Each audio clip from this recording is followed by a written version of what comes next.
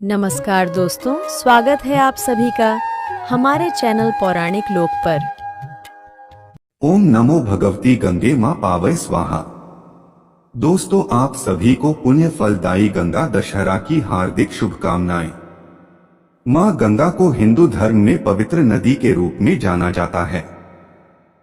मान्यता है कि भगवान श्री राम के पूर्वज महाराज भागीरथ की तपस्या से प्रसन्न होकर मां गंगा पृथ्वी पर आई थीं। हिंदू धर्म शास्त्रों के अनुसार ज्येष्ठ माह के शुक्ल पक्ष की दशमी तिथि पर धरती पर मां गंगा का अवतरण हुआ था। इसलिए इस दिन को गंगा दशहरा के रूप में मनाया जाता है। इस शुभ अवसर पर गंगा नदी में स्नान करने और सच्चे मन से पूजा आदि करने से जातक को सभी पापों से मुक्ति मिलती है और साथ ही जीवन में खुशियों का आगमन होता है। भविष्य पुराण में लिखा हुआ है कि जो भी मनुष्य इस दशहरा के दिन गंगा के पानी में खड़ा होकर 10 बार गंगा स्तोत्र को पढ़ता है तो निर्धन को धन, असमर्थ को बल, अज्ञानी को ज्ञान और दीन दुखी व्यक्ति को सुख की प्राप्ति होती है। इसके अलावा पुराणों में यह भी कहा गया है कि गंगा नदी का अस्तित्व पृथ्वी पर आदिकाल तक रहेगा। जब कलयुग के प्रकोप से धरती से सभी चीजें विलुप्त हो जाएगी, उस समय भी मां गंगा पृथ्वी पर बहेगी और धार्मिक पर्व एवं अवसरों पर मां गंगा में स्नान के लिए तीर्थ स्थलों पर सदा ही श्रद्धालुओं की भीड़ उमड़ती रहेगी। ऐसे में गंगा दशहरा पर गंगा स्नान का महत्व बहुत अधिक बढ़ जाता है। पर दोस्तों, गंगा दशहरा पर गंगा नदी में स्नान करते समय कुछ बातों का ध्यान आप सभी को जरूर रखना चाहिए। ऐसा नहीं करने से अशुभ फलों की प्राप्ति होती है। तो चलिए जानते हैं कि गंगा स्नान करते समय आपको कौन सी गलतियां भूल से भी नहीं करनी है। लेकिन उससे पहले दोस्तों, अगर आप भी गंगा मैया का आशीर्वाद पाना चाहते हैं तो वीडियो को लाइक करके कमेंट बॉक्स में जय मां गंगे जरूर लिखें। दोस्तों, सबसे पहले तो इस दिन पवित्र नदियों आदि में स्नान के लिए ब्रह्मा मुहूर्त को सबसे उत्तम माना जाता है और गंगा दशहरा के यानी कल के दिन ब्रह्मा मुहूर्त सुबह 4:03 से लेकर सुबह 4:45 के बीच रहेगा। साथ ही हस्त नक्षत्र का निर्माण भी होने जा रहा है, जो कि सुबह 11:13 तक रहेगा।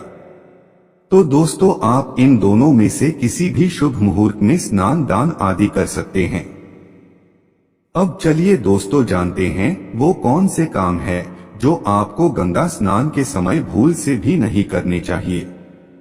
पहली चीज, दोबारा न नहाएं।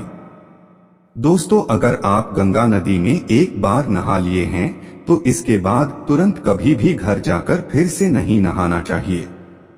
मान्यता के अनुसार ऐसा करना अशुभ माना जाता है। साथ ही ऐसा करने से मां गंगा क्रोधित भी हो सकती हैं। दूसरी चीज, मलमूत्र का त्याग न करें। गंगा में नहाते समय कभी भी मलमूत्र का त्याग नहीं करना चाहिए। इसके अलावा अपवित्र कपड़े पहनकर भी नदी में डुबकी नहीं लगानी चाहिए। ऐसा करना अशुभ होता है, जिससे व्यक्ति पाप का भागीदारी बन जाता है। ऐसा करना धार्मिक दृष्टि से ब्रह्मा हत्या बराबर माना जाता है। तीसरी चीज, साबुन का इस्तेमाल न करें। दोस्तों, गंगा नदी में नहाते समय कभी भी साबुन का इस्तेमाल नहीं करना चाहिए। शास्त्रों के अनुसार ऐसा करना अशुभ माना जाता है। गंगा नदी में केवल स्नान करना ही पुण्यदायी माना जाता है। इसके लिए आपको साबुन की जरूरत नहीं होती है। चौथी चीज, कुल्ला आदि न करें। गंगा नदी में स्नान के समय कभी भी कुल्ला या फिर गंदे हाथ पैर नहीं धोने चाहिए। ऐसा करना पवित्र नदी का उपहास और अपमान माना जाता है। गंगा नदी को मां के समान पूजा जाता है, इसलिए ऐसा न करें, वरना घर की सुख समृद्धि भी जा सकती है। पांचवी चीज, उतरे हुए कपड़े न धोएं। गंगा नदी में स्नान करने के बाद उसमें अपने उतरे हुए कपड़े धोने की कभी भी गलती ना करें।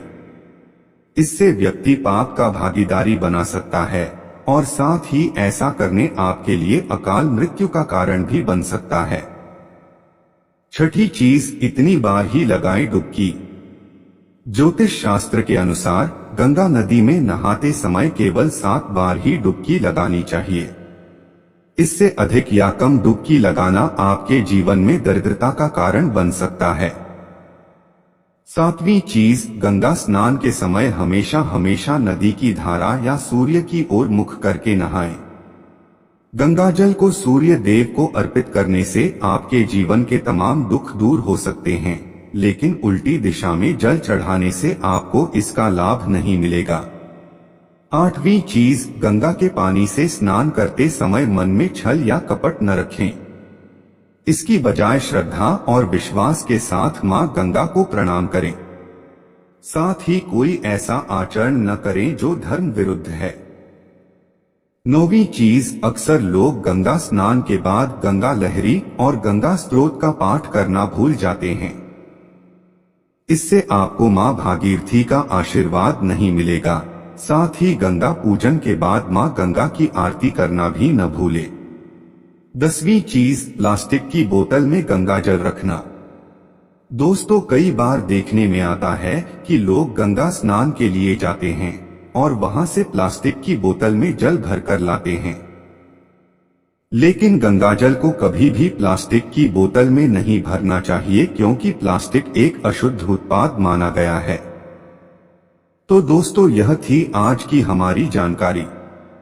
आपको हमारी वीडियो अच्छी लगी हो तो ऐसी ही और वीडियो पाने के लिए चैनल को सब्सक्राइब करना बिल्कुल ना भूले। मिलते हैं अगली वीडियो में, तब तक के लिए धन्यवाद।